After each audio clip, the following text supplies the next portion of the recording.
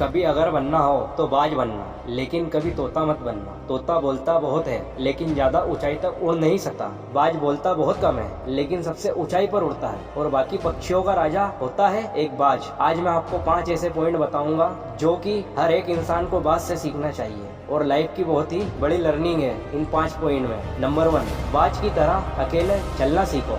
बाज अकेला उड़ता है और बाकी पक्षियों के मुकाबले सबसे ऊंचाई पर उड़ता है। बाज अकेला उड़ेगा लेकिन कभी भी चिड़िया और छोटे पक्षियों के साथ नहीं उड़ेगा।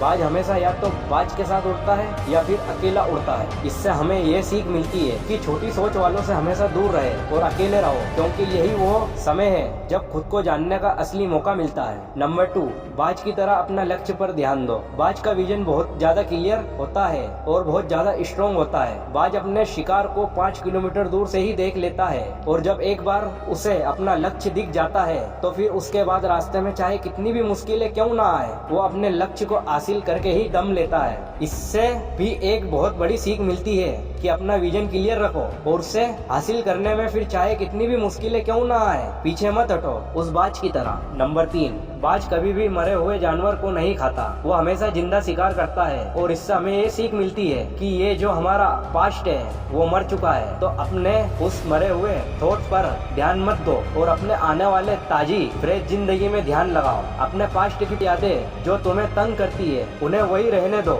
जहाँ उसकी जगह है। तुम्हारे पास्ट की जगह अपने वर्तमान में जगह मत दो उसे, क्योंकि अगर एक बार तुम्हारा पास्ट तुम्हारे प्रेजेंट में आ गया तो तुम्हारा पास्ट तुम्हें कभी तुम्हारे प्रेजेंट में नहीं रहने देगा। पास्ट में तुम्हारा साथ कितना भी बुरा क्यों ना हुआ हो, वो सब यादें और थॉट्स मर चुके हैं और उस बाज की तरह बनो जो कभी मरी हुई चीजों को नहीं खाता। नंबर 4, मुश्किल समय में डरो नहीं। जब आंधी तूफान आती है तो बाज बहुत ज्यादा एक्साइटेड हो जाता है। जब बारिश होती है जो सारे पक्षी छिपकर बैठ जाते हैं, लेकिन बाज को बहुत मजा आता है। जब तेज हवाएं चलती है तो बाज उन हवाओं के सहारे और तेजी से ऊपर की ओर उठता है और ऊपर उड़ते उड़ते इतना ऊपर उड़ जाता है कि बादलों से भी ऊपर पहुंच जाता है।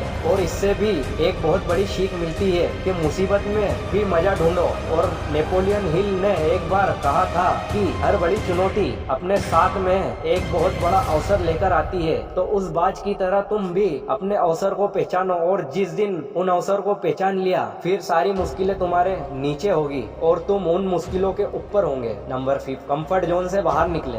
बाज अपने घोंसले से सॉफ्ट घास हमेशा निकाल दे ताकि बाज का जो बच्चा होता है वो उसमें कंफर्टेबल ना हो सके, क्योंकि अगर वो घोंसले में कंफर्टेबल हो गया तो वह वहीं रहना पसंद करेगा, लेकिन बाज ऐसा कभी होने नहीं देता।